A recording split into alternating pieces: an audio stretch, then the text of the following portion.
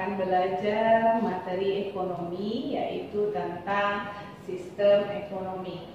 Ada 4 sistem ekonomi yang akan kita pelajari pada pagi hari ini. Yang pertama yaitu sistem ekonomi tradisional, yang kedua sistem ekonomi komando, yang ketiga sistem ekonomi pasar, dan yang keempat adalah sistem ekonomi campuran.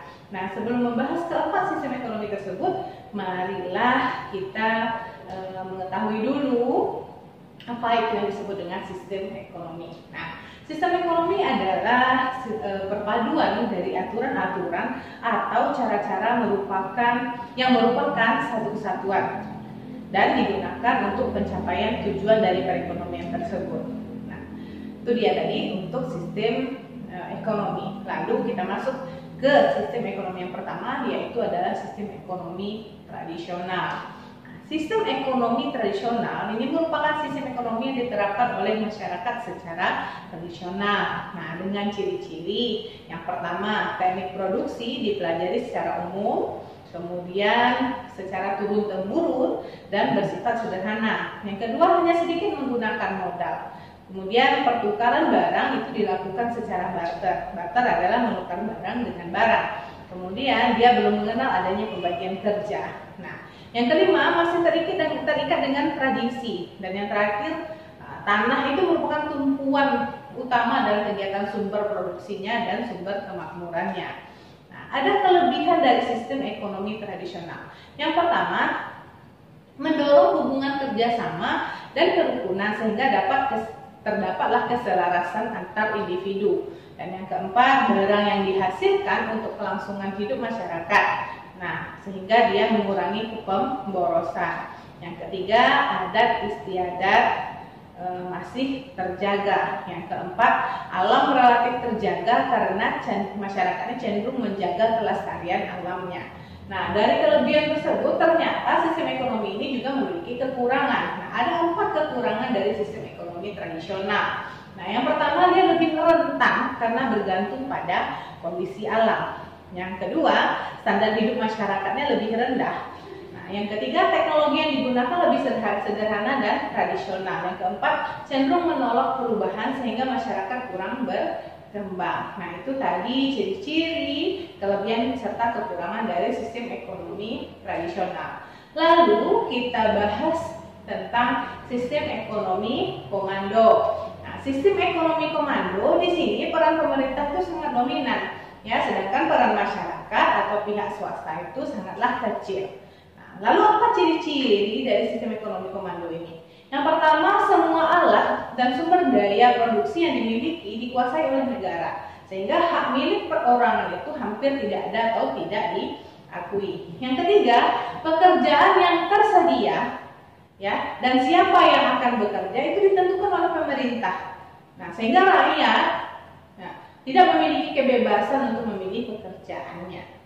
Yang ketiga, kebijakan perekonomian ini diatur oleh pemerintah. Pemerintah membuat rencana pembangunan nasionalnya. Segala keputusan terhadap perekonomian berada di tangan pemerintah. Mulai dari perencanaan, pengorganisasian, dan pengawasan seluruhnya dilaksanakan oleh pemerintah. Nah, dari sistem ekonomi komando ini ternyata dia memiliki kekuatan. Apa kekuatan yang pertama? Itu pemerintah lebih mudah mengendalikan inflasi, pengangguran, dan berbagai keburukan ekonomi lainnya.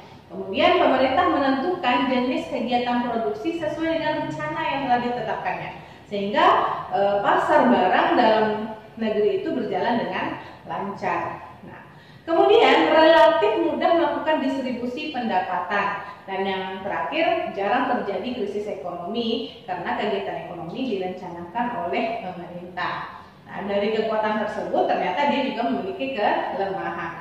Apa sih kelemahan dalam sistem ekonomi komando? Yang pertama, memastikan inisiatif individu untuk maju, sebab segala kegiatan ekonomi diatur secara terpusat. Kemudian sering terjadi monopoli yang merugikan masyarakat. Dan yang terakhir, masyarakat tidak memiliki kebebasan dalam memiliki sumber daya. Kita lanjut pada sistem ekonomi pasar. Sistem ekonomi pasar ini merupakan kebalikan dari sistem ekonomi komando yang tadi ya.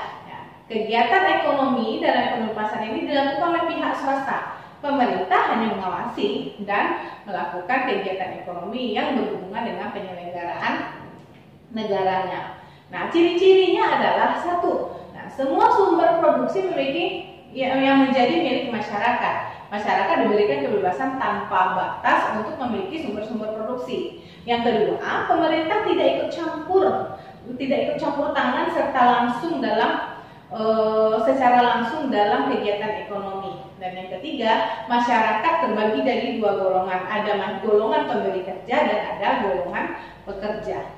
Yang keempat, timbullah persaingan dalam masyarakat sebagai konsekuensi adanya kebebasan memiliki sumber-sumber produksi. Timbul persaingan dalam mengejar keuntungan. Yang kelima, ini kegiatan ekonomi selalu mempertimbangkan keadaan pasar.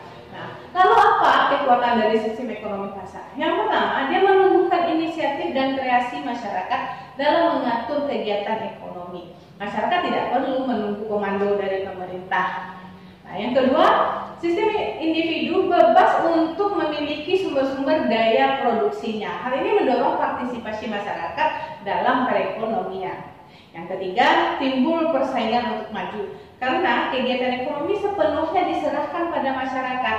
Dan yang keempat, menghasilkan barang-barang yang bermutu tinggi karena barang yang kurang bermutu pasti tidak akan laku di pasar. Nah, lalu apa sajakah kelemahan dari sistem ekonomi pasar ini? Yang pertama, sulit melakukan pemerataan pendapatan karena persaingan sangat bersifat bebas. Nah, pendapatan jatuh pada pemilik modal atau majikan.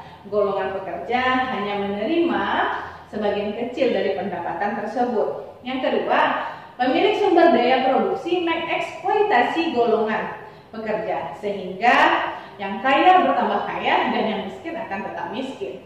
Nah, yang ketiga, muncullah monopoli yang merugikan masyarakat. Nah, yang keempat dan terakhir, sering terjadi gejolak dalam perekonomian karena kesalahan alokasi sumber daya oleh individu. Nah, yang kita masuk lagi sistem ekonomi yang keempat yaitu sistem ekonomi campuran. Di sini pemerintah dan swasta atau masyarakat saling berinteraksi dalam memecahkan masalah ekonomi. Apa ciri-cirinya? Yang pertama, pemerintah dan swasta atau masyarakat melakukan kegiatan ekonomi. Yang kedua, tatanan ekonomi merupakan mekanisme pasar, namun masih terdapat campur tangan dari pemerintah. Yang ketiga, terjadi persaingan dalam perekonomian, namun pemerintah tetap melakukan pengawasan.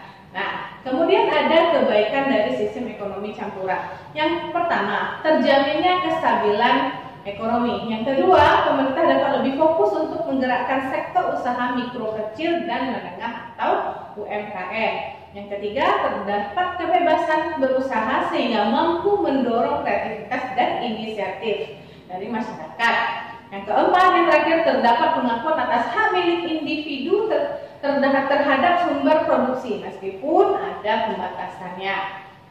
Lalu dari kebaikan tersebut juga terdapatlah dan keburukan dari sistem ekonomi campuran. Yang pertama, terdapat kesulitan untuk menentukan batas kegiatan ekonomi yang seharusnya dilakukan pemerintah dan swasta. Yang kedua, terdapat kesulitan untuk menentukan batas sumber produksi yang dapat dikuasai pemerintah dan swasta. Nah, itu tadi tentang sistem ekonomi. Lalu, bagaimana dengan sistem perekonomian yang ada di Indonesia? Perekonomian Indonesia dapat didefinisikan sebagai sistem perekonomian berdasarkan Pancasila dan Undang-Undang 1945. Sistem perekonomian Indonesia diatur dalam pasal 33 Undang-Undang 1945. Nah, dan ada beberapa karakteristik dari perekonomian Indonesia. Yang pertama, perekonomian disusun sebagai usaha bersama berdasarkan azas kekeluargaan. Yang kedua, cabang-cabang produksi yang penting bagi negara dan menguasai hajat hidup orang banyak itu dikuasai oleh negara. Bumi dan air serta kekayaan alam yang terkandung di dalamnya itu dikuasai oleh negara dan dipergunakan untuk kemakmuran rakyat Indonesia. Dan yang keempat, perekonomian berdasarkan atas azas demokrasi ekonomi dengan prinsip kebersamaan, efisiensi, berkeadilan, berkelanjutan, berwawasan lingkungan, serta mandiri dengan menjaga keseimbangan, kemajuan, dan kesatuan ekonomi tradisional. Nah, Lalu apa-apa saja nilai-nilai dasar yang terkandung dalam perekonomian yang ada di Indonesia? Yang pertama, usaha bersama.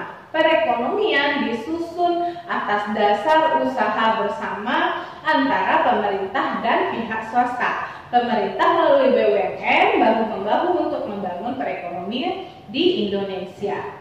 Kemudian yang kedua, usaha vital dikuasai oleh negara dengan keberadaan BUMN. Perusahaan tambang, perusahaan air minum, kereta api ditangani oleh negara.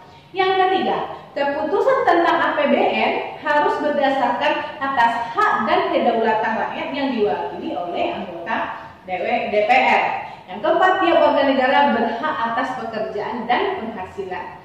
Dan yang terakhir, perekonomian nasional diselenggarakan berdasarkan demokrasi ekonomi dengan prinsip kebersamaan, efisiensi, berkeadilan, berkelanjutan, berwawasan lingkungan, kemandirian, serta dengan keseimbangan. Nah, itu tadi penjelasan teacher tentang sistem ekonomi. Nah, sampai ketemu pada video berikutnya dengan materi yang berbeda. Sampai jumpa.